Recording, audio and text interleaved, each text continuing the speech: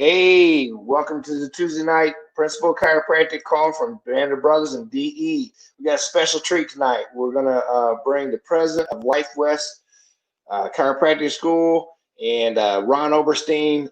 I've known Ron now for about 6 or 7 years, and I have to tell you, every time I hear him speak, I love him more and more each and every time. And, Dr. B.J. Palmer was quoted as saying, "You never know how far-reaching what you think, say, and do today will affect millions down the road." And I know the first time I went out to Life West, I just saw and felt Dr. Sid and lasting purpose and DE, and it's all because Ron Oberstein saw and heard the message from Dr. Sid and has kept it alive in Oakland, California. So with no further ado, before we open it up, I do want to remind people January 21st, January 24th is DE in Atlanta, and in Sarasota is in April. Hopefully, we're going to be able to go to Greece in July 16th, 17th, and back in August and October in Atlanta. So I know a lot of people have been kind of shut down because of the world situation, but it is time to get back and get to DE and get your cup filled again. And speaking of filling your cup, tonight, our man Ron Oberstein. So let's give it up for him.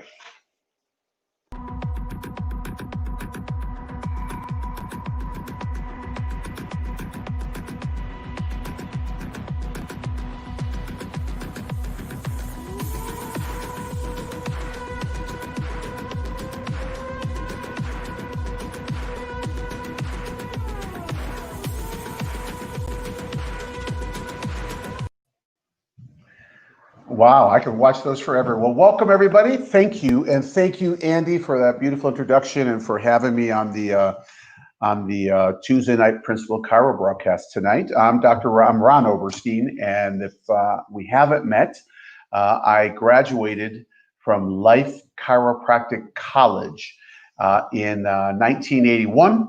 And when I originally graduated, I went to Boston, Massachusetts, and I practiced there for 3 to 4 years. And then I went to San Diego, and I was there for the next 30-something years. And then for the last 4 years, I've been up in the Bay Area as the president of Life West. And I'm just thrilled to be with you tonight. I took just a few notes that I wanted to talk about, but we're just going to kind of let Innate take over, and it'll kick in just a little bit as I get going. I had Dr. Sid Williams was my mentor, and I just think it's just appropriate to be able to talk about this on the Dynamic Essentials Band of Brothers Tuesday Night Principal Chiro broadcast, because Dr. Williams not only was my mentor, he became a figure to me in chiropractic, my father figure in chiropractic, and he was a friend and a confidant, and along with Dr. Nell. And they were two of the most giving and loving people you could ever meet. And what I want to kind of share with you is, where Dr. Sid's message came from. And I think this is applicable to everybody right now. I grew up at Life College, listening to Dr. Williams, going to DE. I owe any success that I have in my life right now to DE and to Dr. Williams and my time at Life Chiropractic College. And one of the things that Dr. Sid talked about, he was a master, just a master of getting into people's minds, right? And been able to have you lose or just kind of get out of your mind, which is so important, because we get so stuck in our educated mind, right? And what Dr. Williams was about, he was truly about working from your innate mind. You got something that comes in, you're analyzing upper cervical x-rays, you're doing whatever, you need to be looking at that from an educated standpoint. But when you're with somebody, when you want to serve, when you want to bring people into the practice, that's where you come in from your innate. So you have that innate to innate connection, right? And it's really what happens. And I have to tell you this, Dr. Williams and most of the people who are on right now, I know that Brian and Paula and other people that are on, Dr. Williams used to say this. He used to say, "I accept all cases, regardless of condition or financial ability to pay." Now listen to this. "I accept all cases, regardless of condition or financial ability to pay." He wasn't saying give it away for free. He wasn't saying, just open up your doors and just let anyone come in, whoever wanted to come in, right? He was about having a consciousness that in my mind's eye, up in here, not like, in the back, I accept all cases. There's not one person who I won't allow in my practice, right? And regardless of what's going on with him, because he knew that chiropractic was beyond the symptoms. He knew that chiropractic was about having the body function to the best of its ability, right? And he saw the healings in chiropractic, but he also knew that for us to open ourselves up to the world, that we have to have in our consciousness, I accept all patients, regardless of condition or financial ability to pay. He didn't say take everybody in for free. In fact, he was the first proponent to tell you charge for what you need to, charge what your value is, keep the value of chiropractic. But when you have the consciousness, and some of you might not get it yet, and you'll get it at some point, I'm going to ask those of you that are new to this message to write that down on a stickum or on a piece of paper and put it on your mirror in your bathroom. Got it? I accept all cases regardless of condition or financial ability to pay. When you can start having that in your head, you're going to be attracting people left and right. It's just what's going to happen, right? It's that consciousness that he talked about. He talked about the dynamic essential, which is within all of us.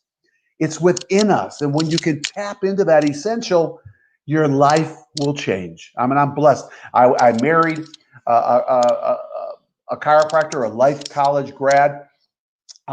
She went to DE. When we got married, we went to, we were constantly going to DE. My oldest daughter, I'm at her home right now in Denver, Colorado. She just had her second child the other night. My wife's been here for 3 weeks. I flew in Thursday night, and Friday night, actually Saturday morning at 12:06 in the morning, she had our second grandchild, which is a girl. I have a boy, I have a girl. And with Mary, that's my wife, and she's a chiropractor, of course, like I said, this was our consciousness. We raised our children around this dynamic essential. We raised them around the chiropractic principle of what we do, meaning we serve people. It's Thanksgiving. I have to tell you, in a non-COVID world, when my kids were growing up, and we used to have beautiful Thanksgiving dinners. Before that, in the morning time, my wife, myself, and my 3 daughters, and the youngest was at the time was probably about 4 years old. So there were 4, 6, and 8, and probably for the next 8 to 10 years, we served the homeless. It's what we did in San Diego. We would go serve the homeless at a homeless shelter, right? And we'd serve them Thanksgiving dinner, and we would clean pots and pans, and we would humble ourselves so that then afterwards, when we felt beautiful about serving and we were just filled with love and filled with compassion, then we went and we ate our Thanksgiving dinner. But it wasn't until first we served. And not once did my kids say, oh, do we have to go again? Do we have to do this? It was never like that. It was like they were ready to go. But it's how we raise ourselves and where our consciousness is at, right? Dr. Sid used to have us do the money hum while we're in school, and also at DE. And if you've never been around the money hum, people think it's weird. They think, and it's when he used to go all the way down on the ground with his hands, and he'd lift his hands up like this, and we'd all hum. And at the very end, you yell, money, just like that, right? Well, that sounds kind of weird, doesn't it? That's what people used to think who weren't part of it. But the truth was, if we can't get out of our educated mind about all the trips we have around money, like money doesn't grow on trees, or I can't afford that, or all the other things that happen, right? If we just kind of release all that, now we become this vessel that can be filled with whatever we want to have within us, right? And so we have to break down that educated mind. And, in one of Dr. Sid's books, he talks about the lion tamer. He talks about being that's the educated mind. One of my closest friends, I'm going to be spending Christmas with his family and us. We're going to be in Mexico. Walter Sanchez, and Walter might be on tonight. And if you are Walter, I love you and your family. I can't wait to see you in another month. But Walter and I used to talk about this all the time. We still do talk about it. Dr. Sid wrote about the lion tamer, meaning that the educated mind is our lion. That's our beast. That's the one that tells you all those stories that you picked up somewhere along the line, but you held on to them. whether it was from your second grade teacher that you're not good enough, or whether it was from a coach that you had, or your grandmother, or the whole lines of money doesn't grow on trees. We're from the wrong side of the tracks. I'm not worthy. All these things that come up, right? When you ever notice we sabotage ourselves as we're growing, and then something happens, whether we get hurt or whatever it might be, we just tend to sabotage. That's all about our educated mind holding us back. And that educated mind, that is the lion, right? And Dr. Sid used to talk about the lion tamer who used to go in the ring, right, at the circus with those lions, and she would snap their whip. And when they snapped the whip, those lions, they would get up and they'd roar and they'd do whatever, but he'd snap the whip and he'd make them go walk around and have them sit and have them lie down. The truth is that those lions were performing. They were performing for the lion tamer. The lion tamer knew exactly how to get those lions to do what he or she wanted them to do, right? So even though they looked like this, they weren't. They were just, pussycats, basically, right? Because the lion tamer tamed the lion. Well, let me ask you a question. What about your educated mind? Who's feeding it and who's taming it? And that's a huge question, because, I have to tell you that when we look and we see what our educated mind says, how do we change that? How do I just can't get past, 100 visits a week or 200 visits a week. Or for me, it was 500 and something visits a week, right? That I just was stuck there, right? And my educator wouldn't let me get past there. And I'll tell you what happened. I'll tell you my own personal stories, right? So I just start growing, right? And I was at 500, 550 visits. It doesn't matter what you're seeing. It's not about the number. And I told the story recently at DE, and I went to Las Vegas and I had a DE intensive with Dr. Williams. And it was Dr. Williams, Dr. Umber, and there was maybe 75 people in the room, right? We're just in a small little room, in a hotel in Las Vegas. And the question that Dr. Williams asked at one point, and I tell you, he was saying it directly to me. Everyone probably heard it, but I felt like it was coming right at me. And what he said was this. He said, if I did everything for you, everything, new patients, all the business, you don't have to worry about a thing, just adjust people. How many people could you see? He asked us to write it down. And I immediately wrote down, if I didn't have to do the other stuff, I immediately wrote down 1,000. That's what I wrote down. And I'm seeing about 550, something like that. And he said, good, look at your number. He goes, why aren't you seeing that? See, you have this educated brain that's telling us, oh, but I have to do this and I have to do. And the truth is, all I wanted to do was serve. All I wanted to do was see my people and correct subluxation and allow people to function to the best of their ability. That was my end game. That was it, right? And once that hit me, when I looked, I said, oh my God, I could do that. And it just exploded. I just started growing, right? In the next, 6 or 9 months, whatever it was, I went to 1,000 visits a week. Now, here's the thing, as I was growing, which I did not say this at DE, I was just pushing 700 visits a week. And I am telling you, my right shoulder started killing me to the point where I had a hard time even adjusting, and I thought, oh my gosh, it's so much pain. And I didn't know what was going on. I didn't have an injury. I didn't hurt myself. I was doing martial arts and doing different stuff at the time, but nothing. And I just knew I just had to move through this, right? Boom. Next thing you know, the week I broke 700 visits a week, my shoulder pain was completely gone. Completely gone. Got it? 800 visits a week. My wrist, for 4 weeks, my wrist was so bad I could hardly adjust. And I'm seeing 750, 770, that kind of thing. And all of a sudden, it was just in such terrible shape. I didn't know what was going on. I thought maybe I got to get an x-ray or do whatever. And boom, we broke 800, completely gone. Completely gone the next day. Gone, probably that night, right? Check this out. I'm about to break 1,000. We're in the 900s, right? And all of a sudden, I'm driving to the office. This is crazy. I'm driving to the office, and my educated mind said, I started feeling sick to my stomach, said, turn around, go back home. This was from lunch, right? I went home for lunch. I used to go home and see my kids every lunch. And then I'd drive back to the office, and I started to turn the car around. And all of a sudden, I said, what are you doing? I'm talking to myself. What are you doing? Realize that's not what so I rerouted my car and I got to my office and I was just feeling lousy. I just thought I was going to throw up all afternoon. And so I put the waste baskets that I would throw the face paper in, I put them right next to the table in case I had to just kind of bend over, right? And I was just terrible all afternoon. That night we broke 1,000, boom, completely gone. I am telling you, you have these things in your life, but we don't necessarily see it like that, right? That our educated will try and stop us every single time. Well, how do we tame the lion, as Dr. Williams used to talk about? How do we tame the beast, our educated mind, that won't let us do or get to where we want to get to? It takes discipline. And when you break the word down for discipline, right? Discipline, the root word of discipline is disciple. It's the root word. Become a disciple, right? Sit at the feet, listen, learn, do what you need to do, and stop thinking so much, right? Because what happens is, and I don't care where you want to go in your practice, I want you to just have success in your life, whatever that looks like for you. That's all I care about. Numbers don't mean a thing, right? I want to see success in your life, and you have to define whatever that is, right? But to get that, to have the true innate success, the one that doesn't come from pushing and pushing and pushing, but it just comes to you, we tame it, right? And that means that we have to become disciplined.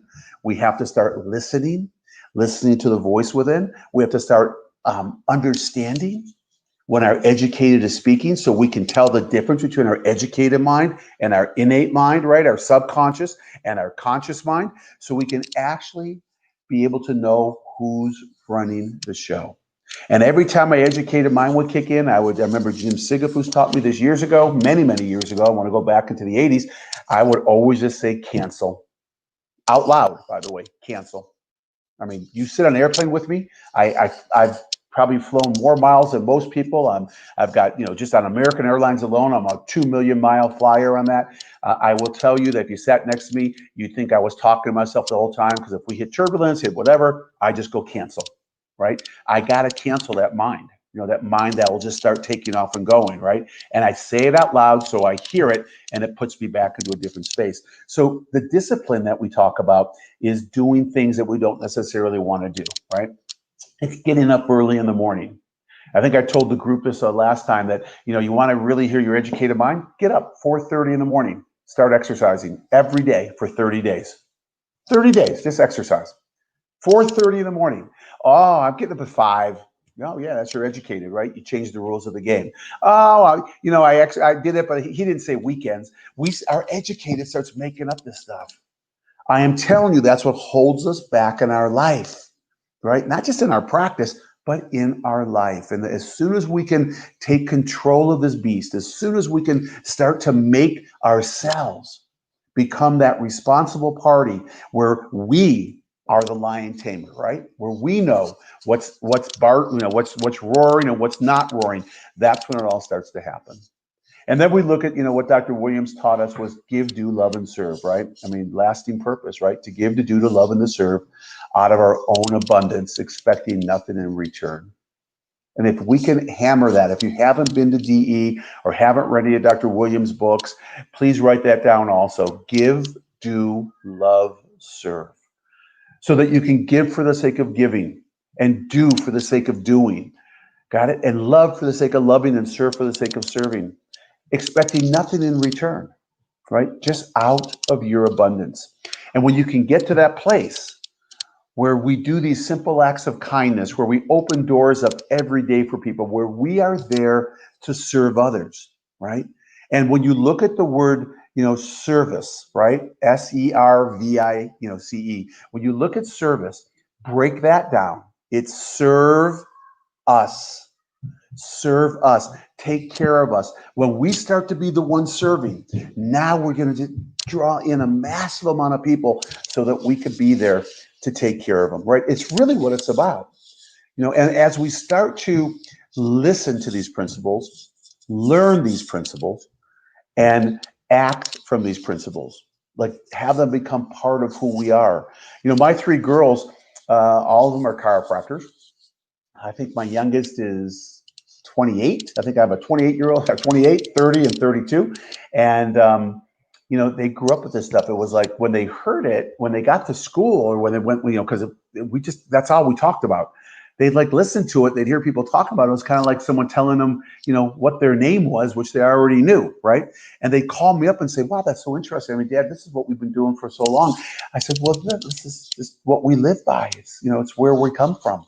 And all of them have amazing practices. All of them, love what they do.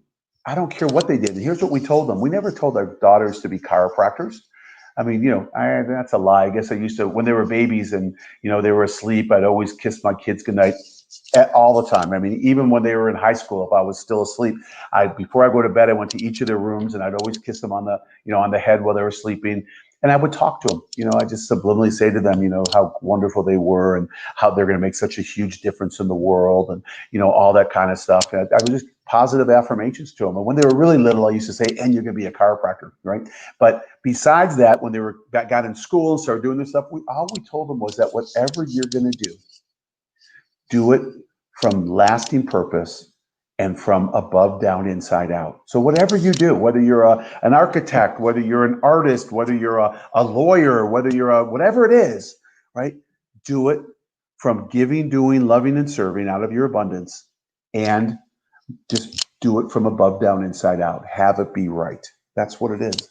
We raised our kids by telling them that if they ever felt uncomfortable in a situation, ask themselves one question. Am I being loving to myself? Now listen to that question. Am I being loving to myself? And if their answer was no, meaning they were in a situation they didn't feel comfortable, am I being loving to myself? And really listen on the inside for the answer. If it was no, get out of that situation. If it was yes, stay in that situation. And I have to tell you, I never had to worry about my kids at all. As long as they asked that question, I never had to worry. We also told our children, you call me anytime. I don't care when, I don't care what time at night. If you're in my town, of course, you call me and I will come pick you up at any time, any place, anywhere. And I will not ask you one question. You can get in the car with your friends, with you, whoever it is, and I will not ask one question, and I'll just take you home. So you never have to worry, right? That was my commitment to them, and I followed through on that. So we go through give, do, love, and serve, right? And then we start looking at how we start living our lives. And I just want to invite you, the date for DE was in January. It's going to be Atlanta, Georgia. If you haven't been, start this 2021 year off at DE. Start it off the right way. Set the tone for your whole year, right? Because that's what we need to do. We need to set the tone in our office. We need to set the tone in our homes. And we need to set the tone, like I talked about, in our minds, right? By taming the beast and listening to our innate mind and knowing the difference between our educated and our innate, and set the tone for your practice, right? And I'm not talking about in your office, I'm talking about for your practice, so that you can start the year off on a level different than you started before. And if you've been going to DE, I will see you there because I'll be there. But please, if you haven't, just come. Your educator will tell you every reason why not to. And by the way, no one's paying me to do this. So, this is just coming out of me. But they'll tell you every reason why not to. Oh, but it's too far. Oh, but it's COVID. Oh my gosh, COVID. I don't let COVID run my life. We have to adhere to things at the college. We have, because we can't get shut down, and I got to make sure our students progress. And I'll be honest with you, masks don't bother me. I have to wear them at the college. They don't bother me. My gosh, I would adjust in a tutu if I had to correct subluxations. I don't care about that outside stuff. Man, my job is one thing. And right now it's a different thing. Right now it's to produce practice-ready chiropractors, to get chiropractors out there who understand lasting purpose, who understand giving, doing, loving, and serving, who understand this on the inside, and they want to go out and make a difference to humanity, right? And that's what my job is. And I will do it, however I have to do it. I'm not going to let a mask stop me or anything else. I don't like it. It's not what I want, but I'm not going to let anything stop me. And same thing in practice. Who cares? I mean, yes, it's uncomfortable. Yes, it's this, it's that. Just see people. Take care of them. Whatever you have to do, there's always going to be something that comes up, and it's the words can be, oh, but I don't want to do that, or I don't know, I can't go away that weekend because there's a football game, or there's this, or there's that. Come on, what's the purpose of your life? Tape the football game. What's the purpose? The purpose is more about what I want to do. How can I be used? I am a vessel. Fill me up. But I've got to empty out all this other stuff. And when I empty it out and you fill me up, I tell you what, you will see miracles happen. You will see miracles happen in people's lives. You will see miracles happen in your life. You will see miracles happen in your family's lives. And that's what I'm about. I want to create miracles, right? I want to see all of us have these miracles that are just there. So, I just want to say thank you for allowing me to pontificate tonight. Thank you for allowing me to share some of Dr. Williams' message about giving, doing, loving, and serving, and about accepting all cases regardless of condition or financial ability to pay. About the consciousness and the money hum. Just get out of our heads. Let's make a difference in the world. And I will tell you this, and I would tell you this if I was the president of Life West or if I wasn't. The way we're going to win this war in chiropractic, and I do call it a war sometimes, but I don't like to use that terminology a lot because, I'm more of an Aikido person. I'm not like this. I'm more of, if you come at me, I just step aside and let your energy take you that way. And then you come back and I'll step the other way until you get worn out. And now we can embrace and we can talk. But I will tell you this, we need more principled chiropractors. Right? We need more people going to principled schools. We should have a waiting list at these colleges, and it's not going to happen right now. Over 50% of our students that come in have never been adjusted before. Never. Right? When I went to school 40 years ago or 43 years ago, maybe I had 10 people out of 180 that were never adjusted at the most. Right? It's different now because they're hearing about chiropractic, but they don't understand it. So when you send people, they will understand it. They don't even be your patients. But when you send people, they will understand it when you talk to them about this is what it's about, right? So please make it a mission of yours to talk to people. Talk to them about the beautiful profession that we're in and how they can make such a difference in the world. And then give them schools to go to, talk to them about Life West, talk to them about Life, talk to them about Sherman, just let them know what's out there. It's more convenient. I'll just go to whatever school and just say, it's not about convenience. It's about being the best that you can possibly be. So I just want to share that to you, not from a college president standpoint, but more from a chiropractic standpoint, so that we can start growing chiropractic. And then the last thing I want to just kind of share with you before I end tonight is we are doing a telomere study. It's really cool. We're doing a telomere study. We have a bunch of people at DE who are going to participate. My research department was, I believe, today or yesterday talking with Kat about it. But we're going to be, my research department or somebody from the research department is going to be coming to DE. Telomeres are the end caps of the DNA. And if they have the end caps of the DNA, right, they're kind of like the plastic that goes on your shoelaces, right? And the smaller they are, basically what telomeres do is they tell you your biological health, right? Your biological age also, right? Not my chronological age. I'm 64, but my biological age could be 52, right? Or it could be 78. I don't know. I'm waiting for my studies to come back. They've been in Europe now for the last 3 or 4 weeks. We're just waiting for them to come. Well, what we're going to measure is these telomeres, and it's going to show us where your health standards are, right? Like internally, right? On a chromosomal level, right? And it's really cool. So we're taking people under chiropractic care, and then we're measuring them against people who've never had chiropractic care. So we could really see, does chiropractic add years to life and life to years, right? And so I would love for you to participate. If you want to, Kat's going to put something here, right here. Just take a snapshot of your phone.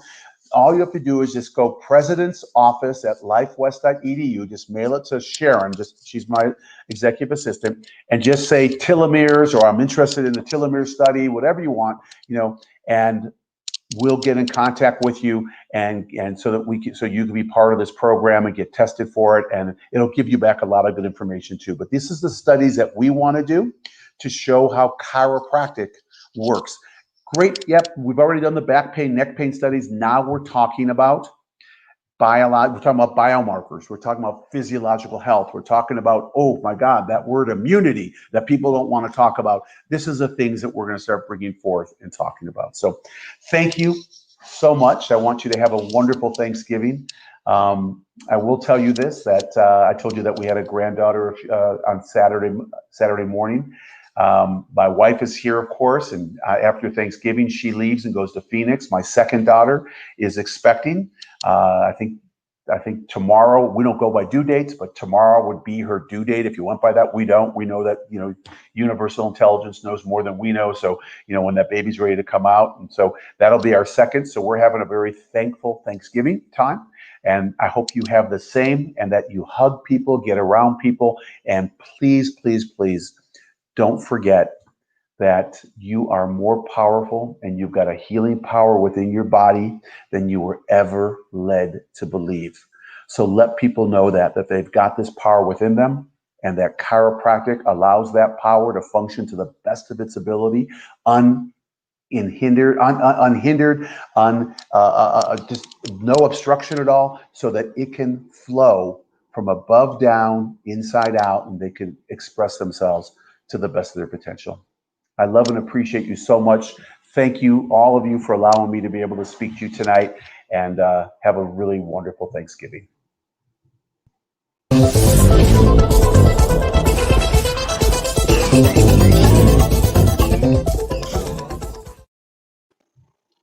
Hey, Ron, you dropped the ball, man. That was awesome. I got 2 pages of notes I'm going to have to go over again before I go to bed. I really appreciate it, man.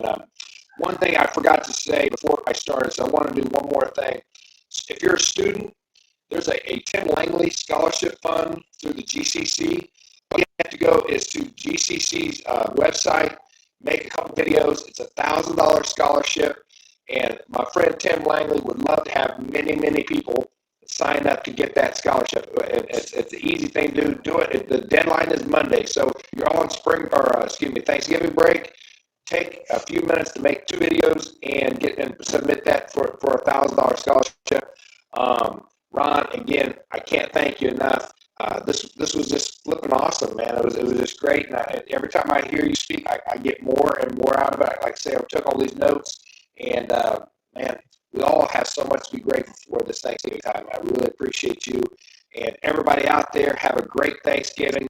Love you all, and Ron, go love on your grandbaby. Have a great night. Love you, Andy. Thank you. Love you.